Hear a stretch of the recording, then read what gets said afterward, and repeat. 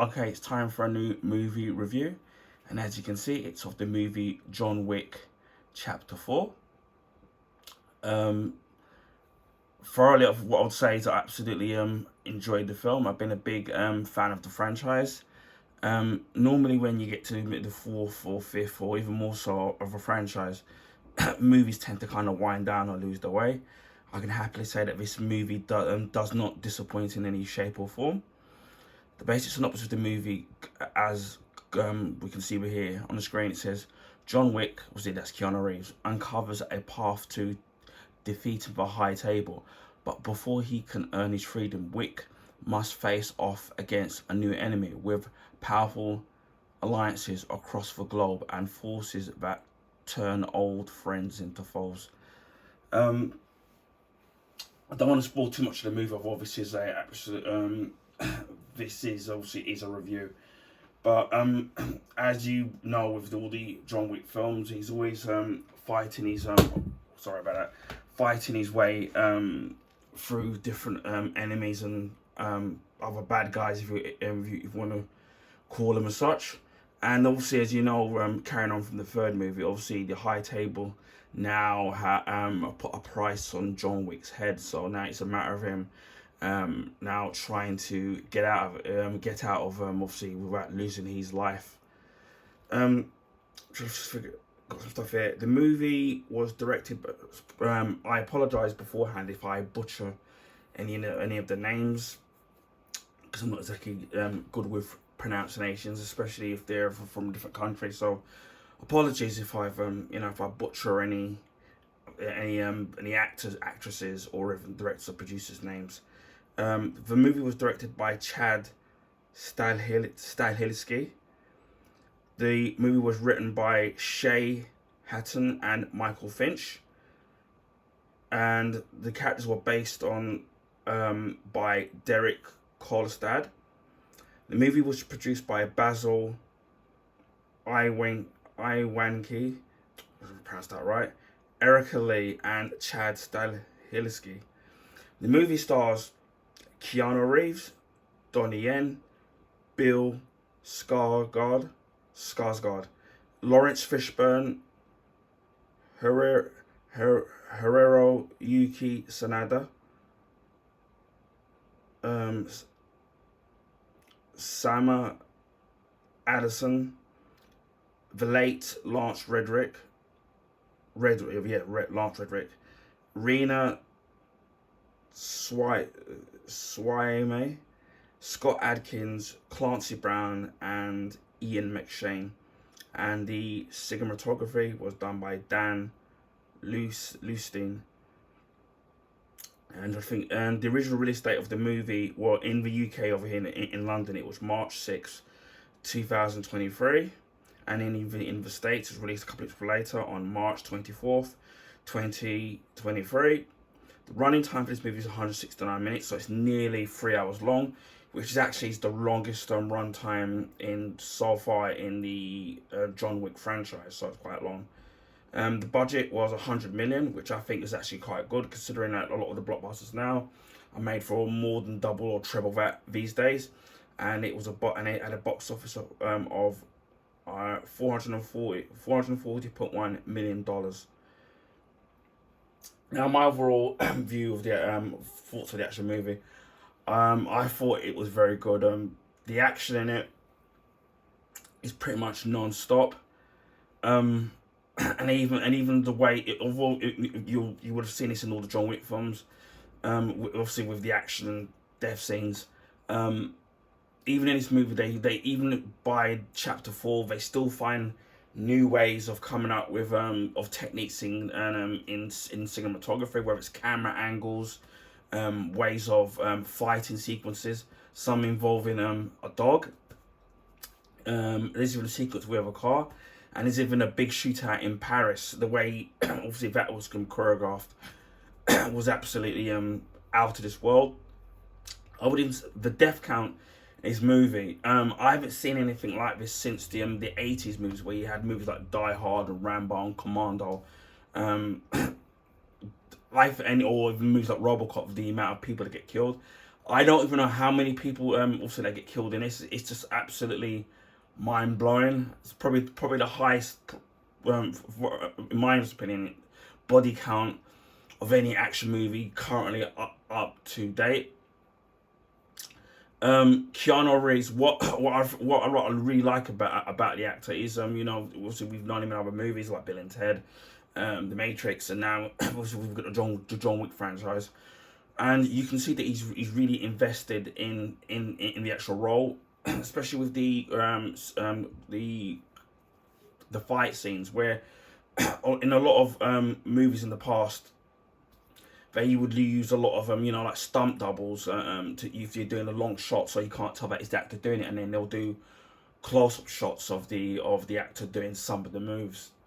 And then especially obviously with high definition technology now with Blu-ray and 4K, especially with the older movies now, you're tended to see, you can see the imperfections in the sense that you can tell that it's a stunt man or a stunt woman doing the actual action rather than the actual actor.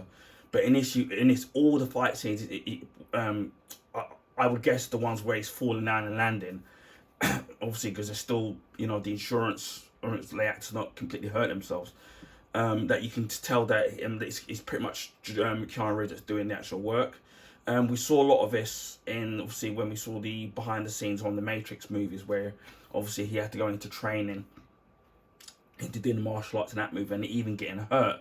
And even in some parts where he was still actually hurt, and he still had to sit and find a way of doing it.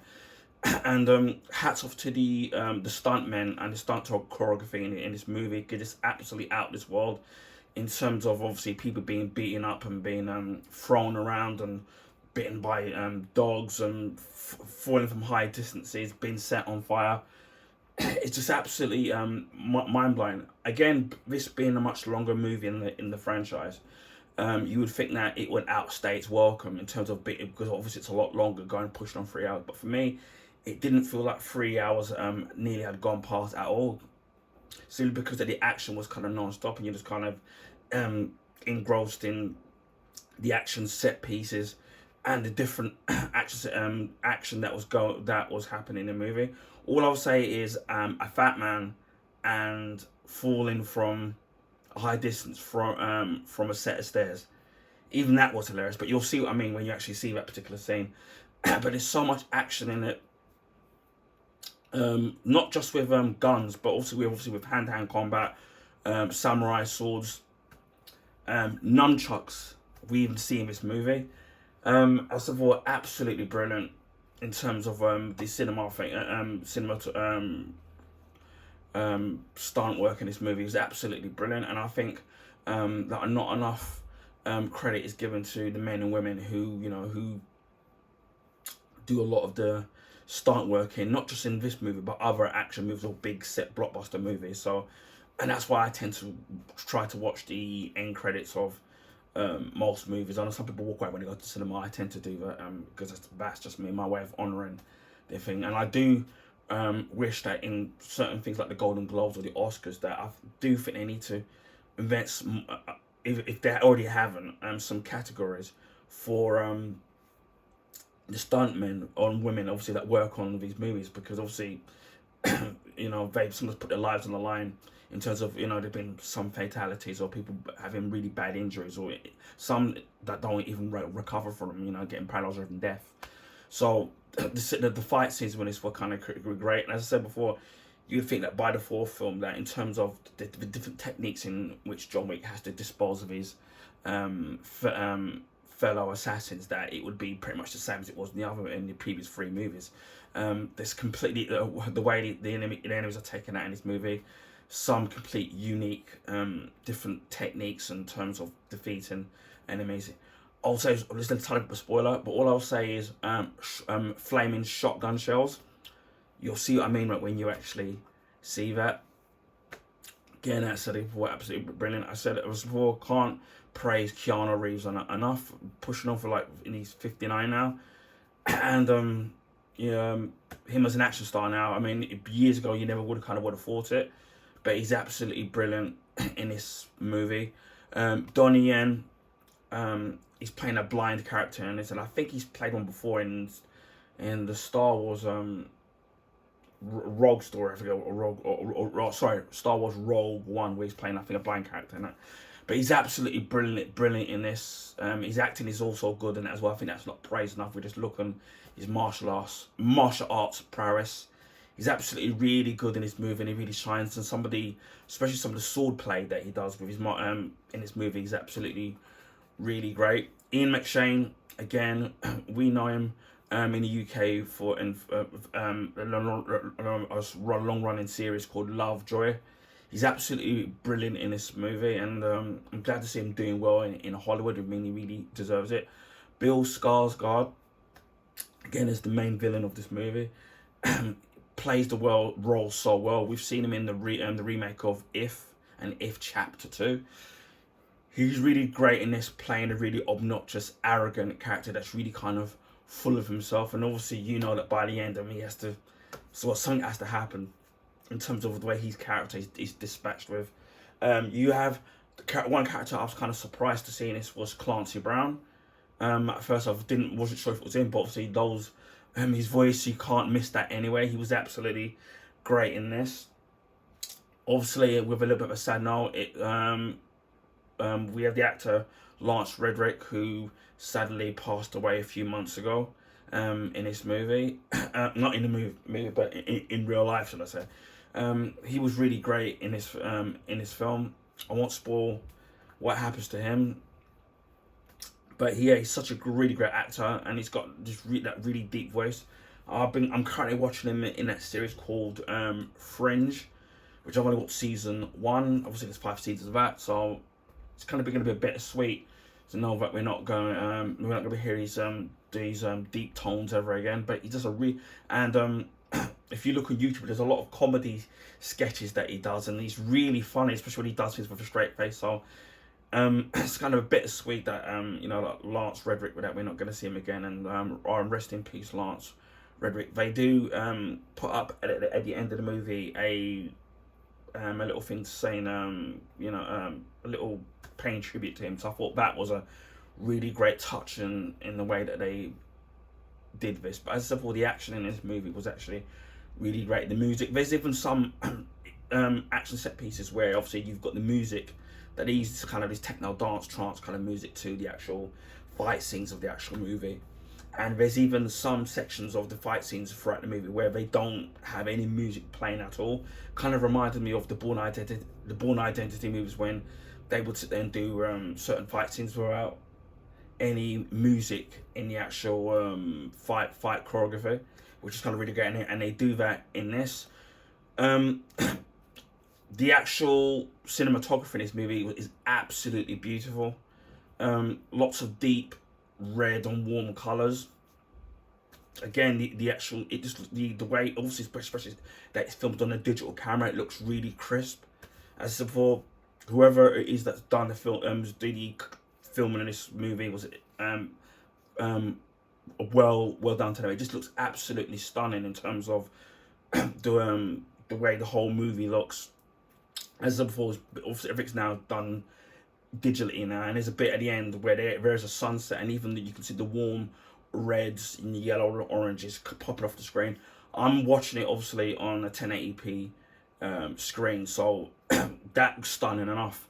But I can almost assume that with this being available on 4K on a 4K Blu-ray disc or streaming on 4K, that it's probably going to look even better from what I've experienced on. But the actual movie itself, the cinematography in it, and it looks absolutely brilliant. As before, all the characters look crisp and clear, even right down to Keanu Reeves. You can easily see the individual strands of his hair and his jet black hair. And as before, the colours look so rich in the actual movie. So I was that really caught my eye in terms of the deep, warm colours, and also the dark colours in the actual movie itself. The sound in this movie was absolutely brilliant. If you do have a cinema setup like I do, I mean, mine's only 5.1 DTS, you're really going to sit there and hear all the crunches and bullets all flying and people falling down the stairs, or heads being banged on lampposts or any metallic surfaces. Again, also I know that the more modern people have got Dolby Atmos, so that's going to be sound even better. Now I kind of almost regret not seeing this on the big screen in the cinema, because this would have been great. I did see Chapter 3 in the cinema, and the previous movies prior to that, Chapter 2 and 1, in the cinema, but I didn't get to see Chapter 4. I was lucky enough that, because we've got access to Amazon Prime, that John Wick Chapter 4 is available on as a free on Amazon Prime. So if you've got an Amazon Prime subscription, John Wick Chapter 4 is included part of the package, so you can watch the movie for free. So that's what I did, and what I will do eventually is that later on in the line, when the price drops down enough, I will be purchasing John Wick Chapter 4 at some point. I do have obviously the three, you've seen my unboxings, the 3 other movies in the franchise I've got both, so I will be getting Chapter 4 in physically when it drops down to a reasonable price. But as for the action, is pretty good. As for the bad guy and the villain, well written, and Bill Skarsgård. Apologise if I'm pronouncing that wrong, because I know he's great as the villain, not necessarily physically imposed. There is something that he does do with a knife, and he's kind of really nasty. Although he's not a physical character in terms of, you know, having a martial arts prize, but he's very arrogant in the sense of obviously getting people thinking that he's one step of everybody else, and he's cleverer than anybody else, and he thinks he's 2 steps ahead of everybody else, and because he's got money and he's got power, he thinks that he's got to hold everybody. So, you know, he'll do things like threaten people's families and blackmail them into doing things, and that's his power, his sense of power, not necessarily physical power. But he was like really good in this, creepy, arrogant, a well-written, balanced villain, and which is something which I feel is missing in a lot of movies these days. Where you have the good, you have the well-written and well-acted lead character of any movie, but for me, you also have to have the balance of having a good villain, and we've seen this for me in a lot of 80s and 90s movies. Like, for example, we've had Die Hard with John McClane played by Bruce Willis, and then we've had Hans Gruber played by the late Alan Rickman, who, even though the movie came out, I think it's been 88, 87, maybe I've got that wrong, 86, 87, but in the late 80s, even up to, let's say, now, as coming up to the end of 2023, still highly regarded as a great movie and one of the greatest cinema villains. Also, you've got villains like Darth Vader. Again, Star Wars coming out in 1977, and as of the end of 2023, still regarded as one of the greatest movie villains of all time. Probably number one on another spot, or that's depending on your opinion. Things like RoboCop, where you've got Clarence Brodiger and his evil crew. Again, a great, well-written, nasty villain that you're kind of rooting to get his comeuppance. And obviously that's the problem with the second and third movies of the RoboCop franchise, where the villain wasn't quite up to snuff as the Clarence Brodiger villain in RoboCop 1. So this is sometimes in movies that that even with the good guy character, right, the bad guy character, the guy villain, works as a foil to the good guy. So you need to see. So again, Bill Skarsgård was really fantastic in this. As I said, I know I've repeat myself for saying this, but Donnie Yen in this was absolutely fantastic. There's this sword fight that he does at the very beginning. That was really great. But his character, and he's really good. And I'm really gonna try to make the time to check out some of his other martial art movies.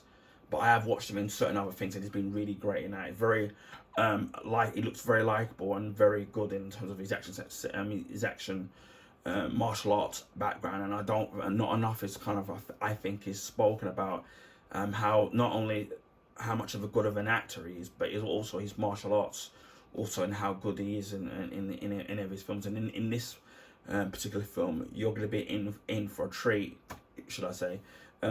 He nearly steals the show in this movie, as well as the dog. Well, not John Wick's dog, but there's this other assassin, where the dog almost steals the show in this. I won't kind of spoil it, but he was absolutely great. All I'll say is, if you like the dogs, the two dogs that Halle Berry had in John Wick Chapter 3, you'll definitely like this dog in this particular movie. I don't remember if he had a name or not, but the dog was absolutely great in this. This is for the action, the music, the storyline, and I won't spoil this with the ending, but even the way the story wraps up in the way how John Wick outwits the Bill Skarsgård villain. It's very, I won't spoil it, but it's very clever and very smart in how they do this. I've never seen this done in a movie before, but it was very cleverly done. You kind of don't, sometimes you can see some films where you can almost see how the villain's going to get his comeuppance, because you see what's how the movie's building up to, you know, the character being bumped off or killed off. But the way they do this, you kind of don't see what you don't, well, you don't see it coming in terms of what happens. But once it's kind of dropped onto the in terms of how the bad guys dispatched, all the confidence and all the arrogant swagger is wiped off the face of the Bill Skarsgård villain in this movie.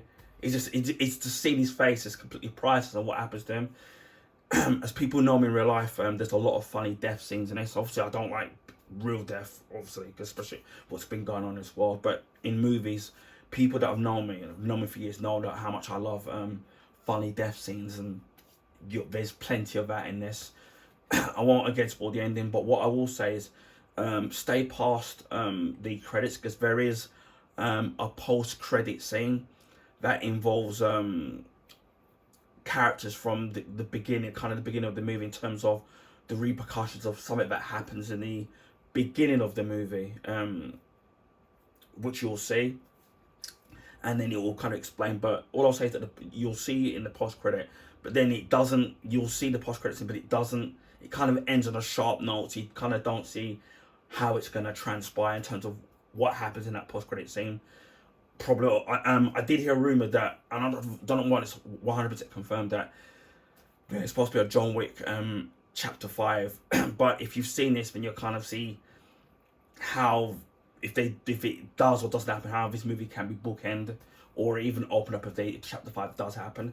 They are supposed to be doing spin-off John Wick movies in terms of other movies, or I don't know if it's going to be other characters that have been featured in any of the movies, and also there's supposed to be TV spin-offs as well, which I think just one called, I think, The Continental.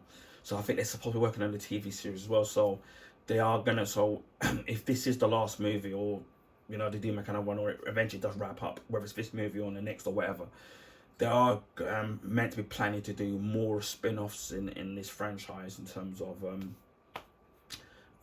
movies and TV shows. So yeah, as long as for me is the action is great, and the lead characters and obviously the villains that they have in it, whether it's the movies or the TV show spin-offs, are well written, I'm totally will be on board in watching those spin-offs. But yeah, John Wick Chapter 4, highly recommend this movie. Again, I'm biased because I'm more of an action junkie myself. For me, although I haven't seen a lot of every new movie that's come out in 2023, I know people can have their own opinions, and there's still maybe one or two that's going to come out before the end of the year. For me, this has probably been my favourite film of 2023. I know others may feel differently about what they feel that there was a favourite, but for me, this is my favourite film. For me, it had everything. The only negative thing about about the film is that for some people, they might find that the movie drags on a little bit too long for them.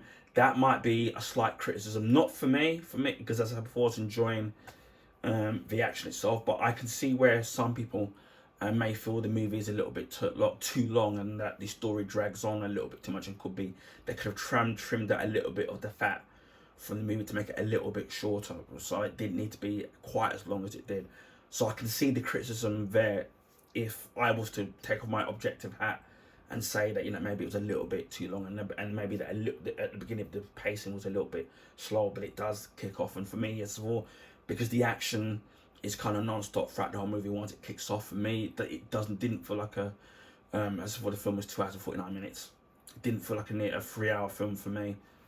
I thoroughly enjoyed it, but thoroughly enjoyed the movie. If I was in the cinema paying, and obviously cinema tickets are very expensive these days, depending on where you go, I would feel like if I was paying full whack for a cinema ticket to see this movie, I would totally feel as if that it was money well spent. Sometimes some movies that aren't, but for me, my honest opinion, if this wasn't something I had seen, it would have been money well worth spent. So yeah, that's John Wick Chapter 4. If you're somebody that's loved the other previous 3 movies, you're gonna get, pardon the pun, get a kick out of this movie. If you're somebody that is into martial arts movies, then an action, I think you'll love this movie. So yeah, that's John Wick Chapter 4.